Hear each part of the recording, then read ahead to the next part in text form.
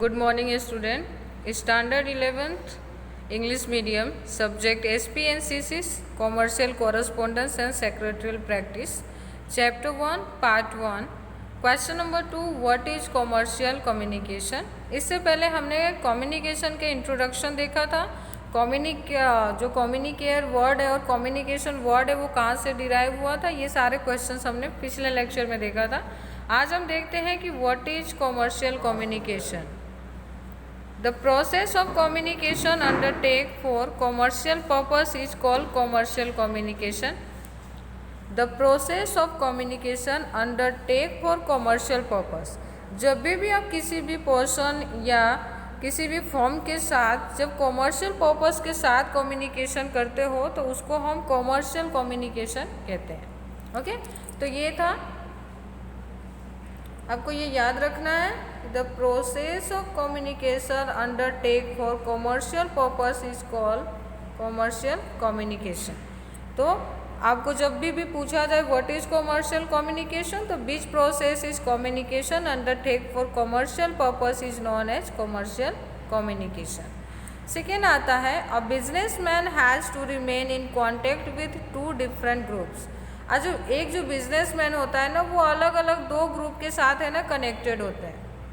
The manufacturer and the seller of goods from one group. Okay, the manufacturer and the seller of goods. पहला manufacturer means कि जो goods को manufacture करता है, produce करता है, एंड सेकेंड वन जो गुड्स को सेल करता है from one group and their consumer and the other group. Manufacturer और जो हमारे सेलर होते हैं वो फर्स्ट ग्रुप के अंदर आते हैं एंड जो सेकंड ग्रुप के अंदर आते हैं वो हमारे कस्टमर्स होते हैं। तो ये हमारे बिजनेस के दो ग्रुप होते हैं। इन ऑर्डर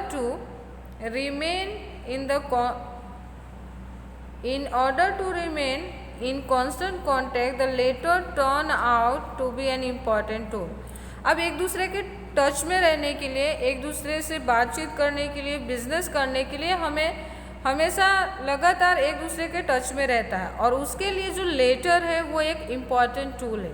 क्योंकि बिजनेस में ओरल बातचीत की कोई वैल्यू नहीं होती। वहाँ पे आप जो भी चीज़ें रिटर्न में करोगे उसी की इम्पोर्टेंस होती है और उसी को आने वाले टाइम में एज ए एविडेंस आप यूज़ कर सकते हो। इसलिए यहाँ पे ये जो लेटर होता है वो हमारा इम्पॉर्टेंट टूल होता है। Both these groups acting as their representative of messenger with.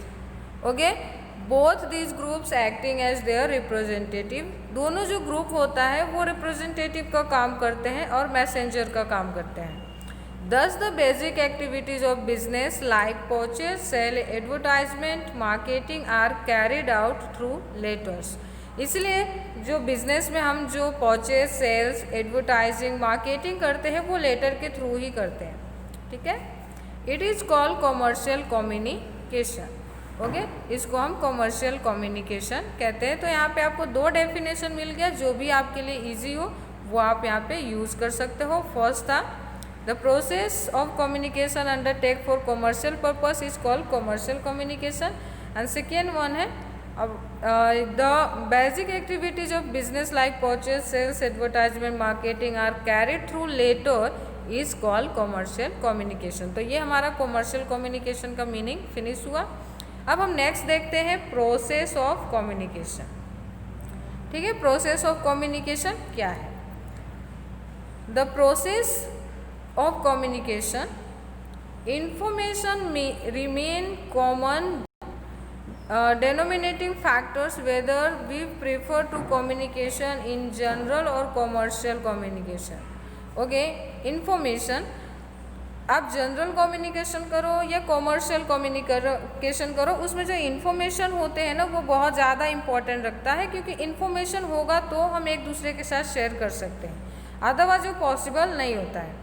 Technically speaking the agency in taking part the process of communication get involve harmoniously and exchange information through concept, emotions और message. अब technically अगर बात करें तो जो agency जो होती है, जो एक दूसरे के साथ कनेक्ट होती है बिजनेस के लिए, तो वो क्या चेंज करते हैं, तो वो एक्सचेंज ऑफ इंफॉर्मेशन शेयर करते हैं, थॉट शेयर करते हैं, concept, emotions and message share करते हैं एक दूसरे के साथ. As a part of process of communication, an individual or a group attempt to convey information, message and other individual group, whether in different medium and tools are used. Okay, an individual or a group attempt to convey. अब यहाँ पे एक topic और भी यहाँ पे ध्यान में आपको रखना है कि आपको जो कम्युनिकेशन करना है, मीन्स कि एक दूसरे से जो बातचीत आपको करनी है, क्या वो इंडिविजुअल है या वो ग्रुप है, उसके ऊपर डिपेंड करेगा कि इन्फॉर्मेशन, मैसेज इंडिविजुअल या ग्रुप करेगी. कभी कभी क्या होती है, पूरे ग्रुप किसी पर्टिकुलर पर्सन को समझाते हैं, कभी कभी एक पर्सन पूरे ग्रुप को समझाने का काम करता है. तो यहाँ पे जो आपको ये चीज़ें ध्यान रखनी है कि मैसेज का जो कन्वे है वो किस तरह का है. और मीडियम और टूल, क्योंकि ग्रुप को अगर हम रिप्रेजेंट कर रहे हैं तो वहाँ पे हो सकता है कि मीडियम और टूल हमें अलग यूज़ करने की ज़रूरत पड़े. किसी पर्टिकुलर पर्सन को आप समझा रहे हो तो वहाँ पे मीडियम और टूल अलग हो सकते हैं. At the end of process of exchange of ideas, feedback are received from the other end. जब भी हमारा कम्युनिकेशन कंप्लीट हो जाता है तो हम ये ध्यान में लेते हैं, इस बात का इंतज़ार करने लगते हैं कि फीडबैक किस तरह का आता है. फीडबैक का मतलब होता है रिस्पॉन्स करना. आपने जो भी मैसेज सेंड किया है, जो भी आपने बातचीत करी है, सामने वाले को समझ में आया या नहीं आया, वो किस तरह से रिस्पॉन्स करते हैं, उसको हम फीडबैक कहते हैं. फीडबैक नेगेटिव एंड पॉजिटिव दोनों हो सकता है. तो ये टोटली हमारे ऊपर डिपेंड करता है कि हम किस तरह का फीडबैक देना चाहते हैं. Let us now understand whole procedure of communication as a different stage. अब हमें जो कम्युनिकेशन के जो प्रोसेस के जो डिफरेंट स्टेज है वो हम बातचीत करेंगे.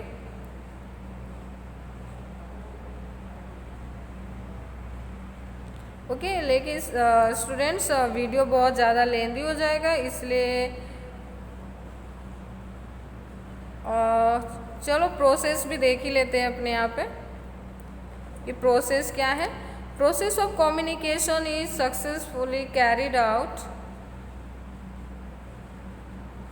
Through the following stage. ये सारे स्टेज फॉलो करके जो हमारा कम्युनिकेशन का जो प्रोसेस है उसको आप कंप्लीट कर सकते हो. ओके, फर्स्ट आता है, फर्स्ट हमारा जो प्रोसेस है, याद रखना है स्टूडेंट्स, एक बात आप हमेशा याद रखो कि कभी भी प्रोसेस के जो ऑर्डर और सीक्वेंस है उसको हम चेंज नहीं कर सकते. अगर फर्स्ट स्पीकर है तो फर्स्ट नंबर पे स्पीकर ही आएगा. ये एडवांटेज, कैरेक्टरिस्टिक्स, लिमिटेशंस नहीं है कि हमें जो भी मन करे हम उस पॉइंट्स को लिख सकते हैं. प्रोसेस और प्रोसीजर जो होते हैं वो आपको हमेशा ऑर्डर में ही लिखने हैं, क्योंकि जब तक फर्स्ट स्टेप आप नहीं लोगे तब तक सेकंड पे जा ही नहीं सकते. इसलिए हमें ये चीज़ें खास करके ध्यान में रखनी है कि प्रोसेस और प्रोसीजर के ऑर्डर जो है वो चेंज नहीं होने चाहिए. ओके, फर्स्ट देखते हैं speaker, sender and transmitter. Okay, first आप मैसेज सेंड कर रहे हो, आप बोल रहे हो, तो आप क्या हो गए, स्पीकर हो गए. अगर मैसेज सेंड कर रहे हो तो आप सेंडर हो गए. आप मैसेज को ट्रांसफ़र कर रहे हो तो आप ट्रांसमीटर हो गए. द सेंडर और स्पीकर. ओके, यहाँ पे देखते हैं द सेंडर और speaker with the intention of sending information, message initiates the process of communication. एक सेंडर और एक जो स्पीकर होता है वो इन्फॉर्मेशन को एक से दूसरे तक पहुंचाने का काम करता है. वो रिटन और ओरल दोनों ही मेथड का यूज़ कर सकता है. नेक्स्ट आता है encoding. It is a process undertake by the speaker और सेंडर. ये स्पीकर और सेंडर के थ्रू एक प्रोसेस किया होता है इनकोडिंग. ही अरेंज और change the concept and ideas using appropriate language, diction, sounds, medium so that the receiver, individual और group can be sense of communication. अब इनकोडिंग करते समय मीन्स कि मैसेज को प्रिपेयर करते समय हम क्या चीज़ें ध्यान में, एज ए स्पीकर हम कौन से टॉपिक को ध्यान में रख के हमारे इन्फॉर्मेशन को सक्सेसफुल बनाने का काम करते हैं. तो फर्स्ट होता है हमारा ये लैंग्वेज, फिर डिक्शन, साउंड्स, मीडियम. ये सारी चीज़ें आपको हेल्प करती है एक परफेक्ट मैसेज क्रिएट करने में और दूसरे तक पहुंचाने में. थर्ड होता है इम्पोर्टेंट, जो हमारा प्रोसेस है वो है मैसेज. मैसेज किस तरह से हमारे लिए इम्पोर्टेंट है तो वो हम देखते हैं.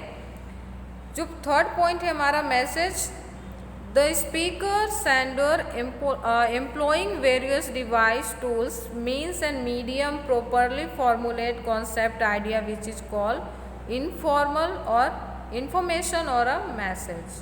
ओके, यहाँ पे एक क्वेश्चन और बनता है कि मैसेज किसे कहते हैं, व्हाट इज मैसेज और व्हाट इज इंफॉर्मेशन। तो आपको याद रखना है द स्पीकर और सेंडर, जब एक स्पीकर और सेंडर एम्प्लॉइंग करते हैं वेरियस डिवाइस मीन्स कि यूज़ करते हैं device tools means and medium, एक अच्छा सा कॉन्सेप्ट और आइडिया क्रिएट करने के लिए इसी प्रोसेस को हम इंफॉर्मेशन और मैसेज करते हैं। जब आप अपने विचारों को अलग अलग टेक्निक यूज़ करके उसको बहुत ही परफेक्ट बनाने की कोशिश करते हो तो उसे आप क्या कहते हो, इन्फॉर्मेशन। नेक्स्ट आता है चैनल और मीडियम।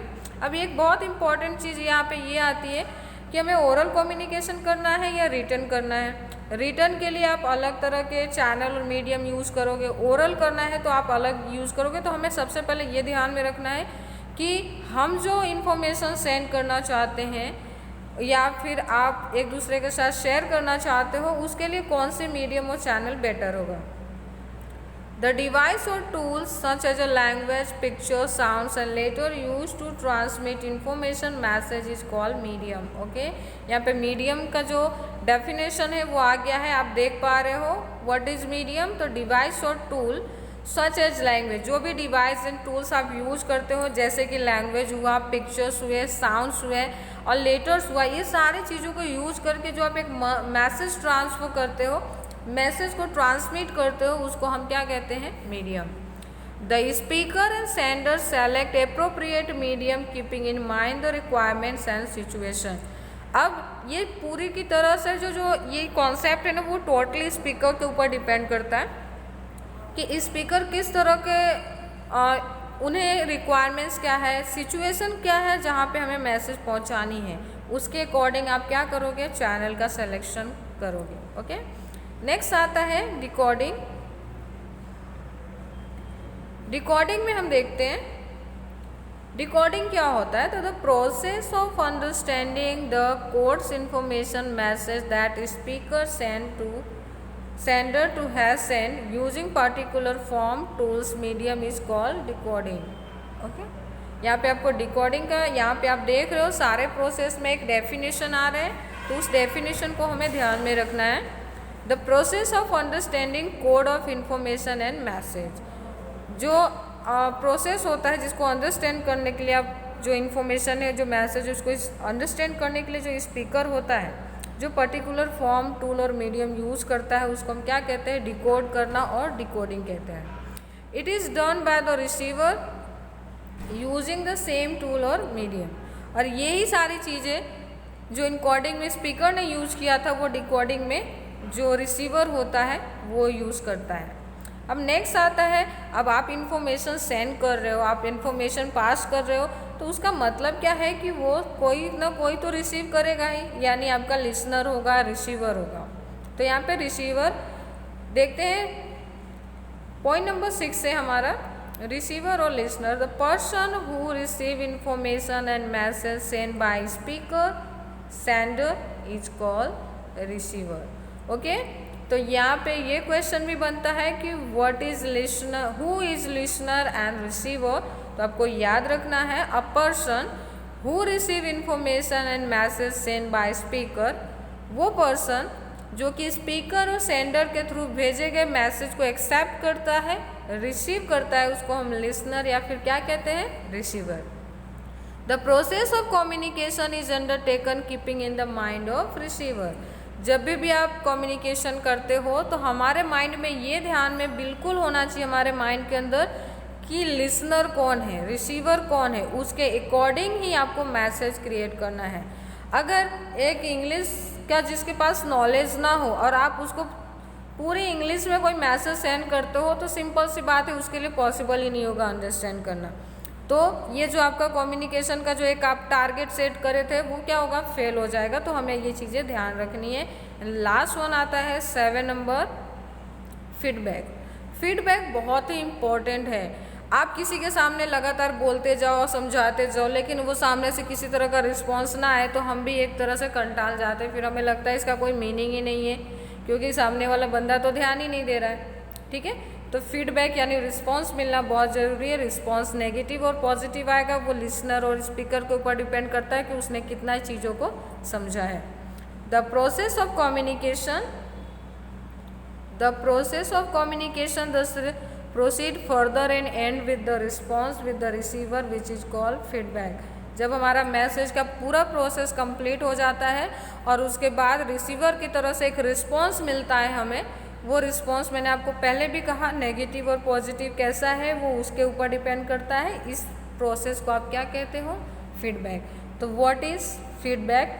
ये आपको आज 7 क्वेश्चन बने हैं इसके अंदर, और तो ये 7 क्वेश्चन आपको आपके नोटबुक में नोट डाउन करना है।